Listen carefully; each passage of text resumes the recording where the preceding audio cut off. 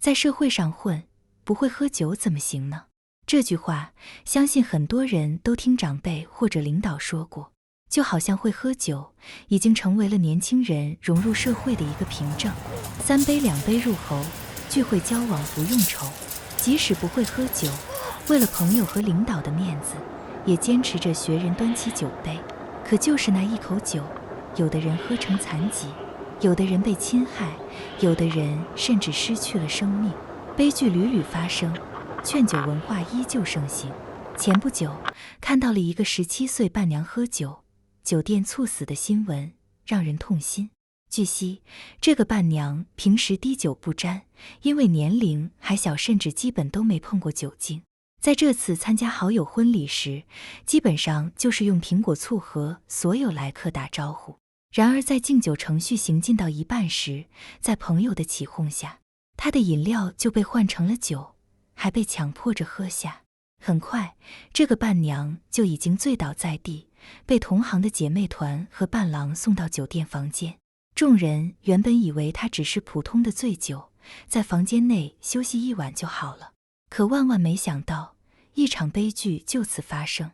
等到姐妹团发生这个伴娘不对劲时，她的身体已经僵硬，嘴都已经歪了。一不小心，婚礼变成葬礼，喜剧变成了悲剧。新娘为好姐妹在婚礼上的意外去世几近崩溃，对后续的积极处理也让事件暂时告一段落。但这个事件背后折射的社会现象，在我看来却远远没得到解决。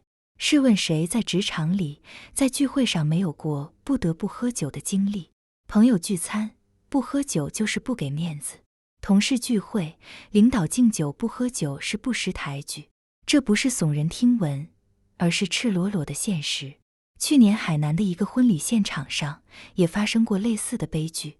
一群男嘉宾围着一个伴娘不断起哄劝酒，伴娘为人豪爽，比较能喝，为顾及朋友面子，一杯又一杯往下灌。面子是有了，可里子丢失了。随着酒杯变空，伴娘倒地不起，急诊抢救也无力回天。28岁的生命就这样走到了尽头。打着喜庆的名义，一群男人盯着伴娘拼酒，这和面子文化有什么关系呢？在最重要的日子闹出人命，这就是为新郎新娘高兴吗？借劝酒之名，行杀人之实，这是悲剧，也是代价。中国人喜欢把感情放在酒里，感情深，一口闷；感情厚，喝个够。各类酒桌上的段子、俗语都能随口就来，劝酒的礼仪更是五花八门。但无论怎么变化，所有的行为本质都是一样。我敬酒你必须喝，不喝就是你的不对了。有些时候你明明不想喝不能喝，也要因为工作因为现实，咬着牙也得上。曾在网上看过一个故事，外国一个年轻人在工作时被公司派遣到了中国接洽项目，结果在上班的第1周他就崩溃了。原来他7天时间里，他被邀请参加了10趟酒局，被中国人劝酒劝到害怕。在他酒醒之后，便立刻给上级领导写了一篇报告。报告里只提出了2个建议：一、派遣前要做酒精测试，一次能喝1斤以上的二锅头才能派到中国；二、派遣到中国工作的员工，如果喝酒导致身体问题，应按工伤处理。虽然故事听起来有些夸张，但也侧面说明了劝酒文化在国内根深蒂固。劝酒者真的是敬你吗？其实不然，那些别人身体和想法的劝酒者，只是一种变相的铺案。因为恶臭的劝酒文化受害的新闻，在这些年更频频出现在我们的面前。2021年，大连一男子喝醉后露宿街头，全身被冻僵，等被发现时手脚已被冻死。2020年，陕西一名高2学生醉酒躺在马路睡觉，被汽车碾过拖拽数十米，当场身亡。2014年，重庆航空专业一女生参加酒局被灌醉，遭暴力性侵后大出血，当场死亡。相似的新闻事件，在百度上能搜索出几百万个词条，每一个词条看着都让人触目惊心。央媒曾就酒桌文化发出过这样的批评：适量饮酒能够分享快乐，增进情感，有一定积极作用。但将传统酒文化中的规矩、礼仪等糟粕带入现实生活，将敬酒看作拉近距离的途径，无疑造成了强制性的畸形酒桌文化。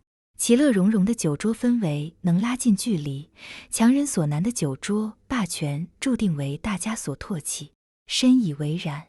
婚礼喜庆，饮酒本身没有错，错在人们的意识形态里，喝酒才能代表自己的祝福。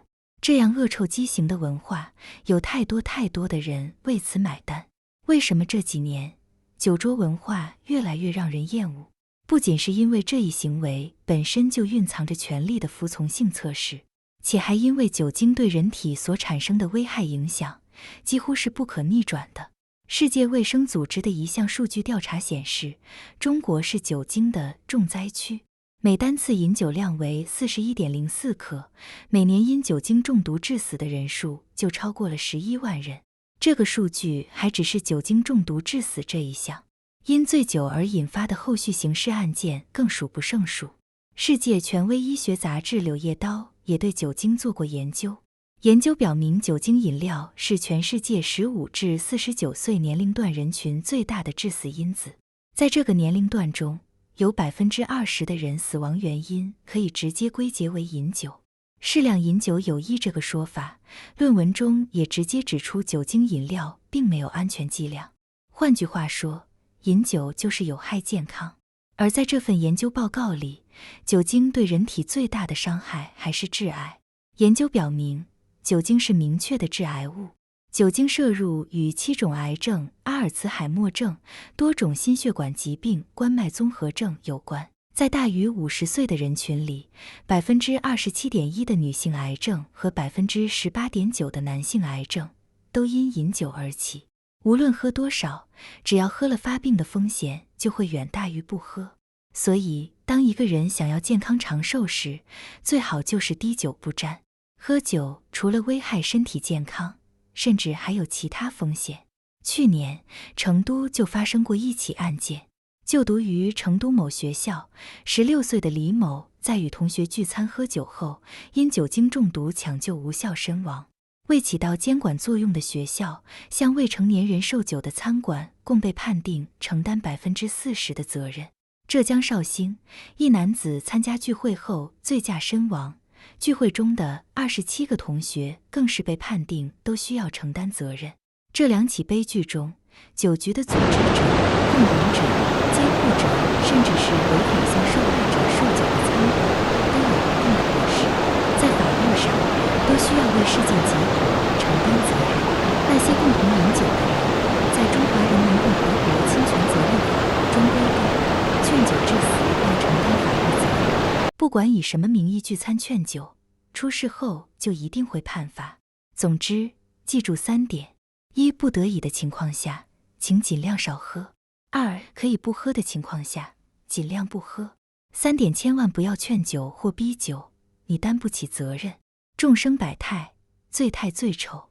老话说得好，君子之交淡如水，小人之交酒肉亲。不劝酒是一种修养，更是一种责任。人生最难的不是一个人的寂寥，而是一群人的狂欢。狂欢之后心没满足，胃也没满足，剩下的只有落寞。幸福的意义从来不在酒桌，而在餐桌。